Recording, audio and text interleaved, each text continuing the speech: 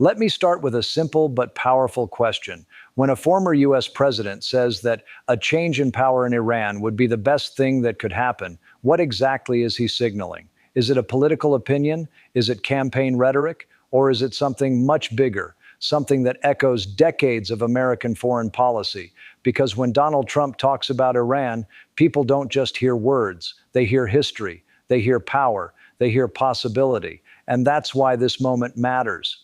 Recently, Donald Trump referred to the idea of a power shift in Iran as potentially the best event for the country and the region. Now, on the surface, that might sound like a statement of hope. Hope for change, hope for reform, hope for a different political direction in Tehran.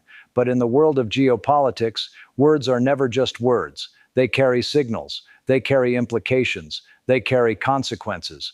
So tonight we're going to break this down carefully. What did Trump really mean? Why does it matter? And why are analysts, diplomats, and even international legal experts paying very close attention? The political weight behind Trump's words. First, let's understand who we're talking about. Donald Trump is not just any political figure. He's the former president of the United States. And depending on the next election cycle, he could very well return to the White House. When he speaks about Iran, he's not speaking from the sidelines. He's speaking as someone who already reshaped U.S.-Iran relations once before. During his presidency, Trump withdrew the United States from the Joint Comprehensive Plan of Action, commonly known as the Iran nuclear deal, which had been negotiated under President Barack Obama. That withdrawal wasn't symbolic. It triggered a major shift in global diplomacy. Sanctions were reimposed, tensions escalated, oil markets reacted, regional allies recalculated, and Iran responded by expanding its nuclear activities. So when Trump now praises the idea of a power change in Iran, the global community doesn't shrug. It listens. Because in diplomatic language, talking about a power change in another sovereign country can cross into dangerous territory. There's a difference between supporting democratic reforms and advocating regime change. And that line is thin, very thin. Why regime change is a loaded phrase. Let's talk about that term, regime change. In international politics, regime change usually refers to efforts, political, economic, or even military, to replace a government with a different leadership structure. Officially, the United States does not promote forced regime change as a standing doctrine, but history tells a more complicated story. In 1953, the US and the UK were involved in a covert operation that led to the overthrow of Iran's Prime Minister Mohammad Mossadegh. That operation, widely known as Operation Ajax, reshaped Iran's political trajectory and eventually contributed to the 1979 Islamic Revolution. That revolution brought to power the Islamic Republic under Ayatollah Ruhollah Khomeini, fundamentally changing US-Iran relations. Since then, the relationship between Washington and Tehran has been defined by mistrust, sanctions, proxy conflicts, and strategic rivalry. So when Trump hints at a power shift, many in Tehran hear something else. They hear echoes of 1953. They hear interference. And that's why Iranian officials often frame such statements as foreign meddling, the current reality inside Iran. Now let's look at what's happening inside Iran today. Iran's political system is complex. It's not a simple dictatorship, and it's not a Western-style democracy either. It's a hybrid system, combining elected institutions with powerful, unelected religious authorities. At the top is the supreme leader, currently Ali Khamenei. He holds ultimate authority over military, judiciary, and major policy decisions. Below him, there's an elected president and parliament, but their powers are constrained by religious oversight bodies like the Guardian Council. In recent years, Iran has faced serious domestic pressures, economic hardship due to sanctions, inflation and currency devaluation, youth unemployment, social protests over political and social freedoms. Public demonstrations, particularly those led by younger generations, have shown that there is real internal frustration. But here's the key point. Internal change and external pressure are two very different forces. When change is perceived as coming from within, it's seen as reform. When change appears to be encouraged from abroad, it can trigger nationalism and resistance. And that's a dynamic Washington understands very well. Trump's strategy: pressure first. During his presidency, Trump adopted what he called a maximum pressure campaign against Iran. This involved reinstating severe economic sanctions, targeting Iran's oil exports, designating the Islamic Revolutionary Guard Corps as a terrorist organization, and ultimately authorizing the drone strike that killed Iranian General Qasem Soleimani in 2020. That strike was one of the most dramatic escalations between the US and Iran in decades. Many analysts at the time feared it could trigger a full-scale regional war. It didn't, but it came close. So when Trump now speaks positively about a power shift, observers naturally connect it to that earlier strategy. Is this rhetorical positioning for domestic political gain? Or is it a preview of what a second Trump administration might pursue? International law and diplomatic sensitivity. Here's where things get even more serious. Under the principles of the United Nations Charter, sovereign nations are not supposed to interfere in the internal affairs of other states. Publicly endorsing leadership change in another country can be interpreted as violating that norm, even if no direct action follows. That's why sitting presidents usually choose their words carefully. Former presidents, however, operate with fewer diplomatic constraints. But even then, their words can shape global expectations, especially when that former president is actively campaigning. Regional implications. Let's widen the lens. Iran is not just another Middle Eastern country. It's a central power in the region. It influences events in Iraq, Syria, Lebanon, Yemen. It's also deeply involved in regional tensions with Israel and Gulf Arab states. So if there were any serious attempt to push for regime change, whether through sanctions, covert actions, or political pressure, the ripple effects would be enormous. Oil markets could spike overnight. Regional alliances could shift. Proxy conflicts could intensify. And global powers like Russia and China would not stay silent. In fact, Iran's closer ties with both Moscow and Beijing in recent years have already complicated the strategic balance. Domestic politics in the United States. We also have to ask, why now? In American politics, Iran has often been used as a symbol of strength, of toughness, of foreign policy resolve. For Trump's political base, a hardline stance against Iran reinforces an image of decisive leadership. For his critics, it raises concerns about escalation and unpredictability.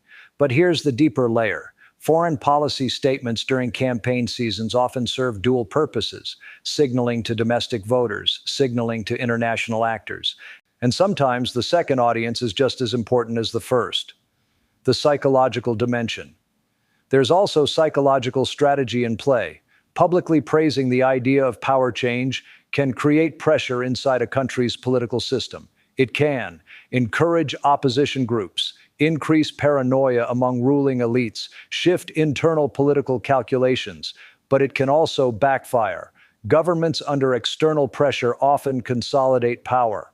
They tighten security. They rally nationalist sentiment. And in some cases, foreign pressure strengthens the very leaders it aims to weaken. So, what is the real message?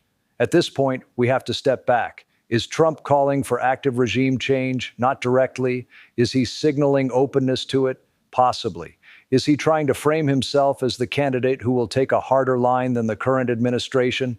Very likely. But here's the key tension. The United States officially supports democratic self-determination. Yet historically, it has intervened when strategic interests were at stake. Iran sits at the center of energy markets, regional security, nuclear proliferation concerns, and great power competition. So any statement about power change cannot be separated from those realities. And here's where the story becomes even more complex. Because behind public statements, there's always another layer. Diplomacy, intelligence, back-channel negotiations, economic leverage. What's happening quietly behind the scenes? Who benefits from this narrative? And what would actual power change in Iran really look like? Would it be gradual reform, internal political evolution, or destabilizing upheaval? Those are the questions we need to confront. The power structure. Most Americans don't fully see. When we talk about regime change in Iran, many Americans imagine a straightforward scenario. Leadership falls, new leadership rises. But Iran doesn't work like that. The real center of gravity isn't just the presidency. It's the office of the supreme leader, currently Ali Khamenei. He controls the military apparatus, the intelligence networks, and most importantly, the ideological direction of the state. Then there's the Islamic Revolutionary Guard Corps, not just a military branch, but an economic and political force embedded throughout the country. The IRGC controls major industries, infrastructure, and security operations. So if someone talks about power change, the immediate question becomes change of what? The president, the parliament, or the entire governing system? Because removing an elected president in Iran doesn't fundamentally alter the strategic posture of the state. But altering the supreme leader's position, that's an entirely different magnitude. And that's where things become volatile. The succession question, nobody talks about loudly. Here's something crucial. Ali Khamenei is in his mid-80s. At some point, Iran will face a leadership transition, not because of foreign pressure, but because of biology. Succession in Iran is not a simple vote. It's determined by the assembly of experts, influenced by clerical networks, political alliances, and security institutions. This upcoming transition, whenever it happens, is arguably the most important political moment Iran will face in decades. Now think about Trump's words in that context. If you're in Tehran and you hear an American political heavyweight talking about the best thing that could happen being a power shift, you're not just hearing rhetoric. You're hearing potential external interest in influencing a sensitive internal transition. That alone can harden positions inside Iran. Behind the curtain, the great power dimension. Now let's widen the frame even more. Iran is no longer isolated the way it was in the early 2000s. It has deepened its ties with Russia, particularly in defense cooperation and energy alignment. It has also signed long-term economic agreements with China, embedding itself into Beijing's broader strategic architecture. So if Washington pushes aggressively for regime change, openly or indirectly, Moscow and Beijing will not simply watch. They see Iran as a counterweight to U.S. influence in the Middle East, which means Iran is not just a regional issue. It's part of a global balance of power competition, and that changes the risk calculus dramatically. What would regime change actually look like? Let's be realistic. There are only three realistic pathways for major power transformation inside Iran: internal reform movement, gradual political evolution, driven by public pressure and institutional shifts; elite power reconfiguration, internal factions within the ruling system restructure leadership without collapsing the system itself; destabilizing shock, severe economic collapse, military conflict, or internal uprising that disrupts the entire political structure. Now here's the uncomfortable truth. External pressure, especially heavy sanctions, tends to increase the likelihood of instability, not controlled reform. And instability in a country of nearly 90 million people, sitting at the heart of global energy routes, is not a minor event. The straight factor. Let's talk geography. Iran sits alongside one of the most critical maritime choke points in the world, the Strait of Hormuz. Roughly a fifth of the world's oil supply passes through that narrow waterway. If political turmoil or external confrontation escalates, that choke point becomes a pressure valve. Oil prices spike, markets panic, global inflation rises. So when we discuss power change in Iran, we're not talking about an isolated political experiment. We're talking about a potential shockwave through the global economy, the American voter dimension. Let's shift back to the United States. Trump's messaging often emphasizes strength, unpredictability, and leverage. To some voters, suggesting that change in Iran would be positive signals toughness, a willingness to confront adversaries. But there's another side. After 2 decades of war in the Middle East, Iraq, Afghanistan, Syria, many Americans are deeply cautious about policies that could lead to escalation. The memory of regime change in Iraq in 2003 still looms large. The removal of Saddam Hussein did not produce immediate stability. It unleashed years of insurgency, sectarian conflict, and regional upheaval. That experience reshaped how Americans view intervention. So the political balance in Washington is delicate. Talk tough, but avoid new wars. Apply pressure, but avoid economic blowback. Signal strength, but don't ignite chaos. That's a narrow path to walk. How ordinary Iranians experience this now. Let's bring this back to people.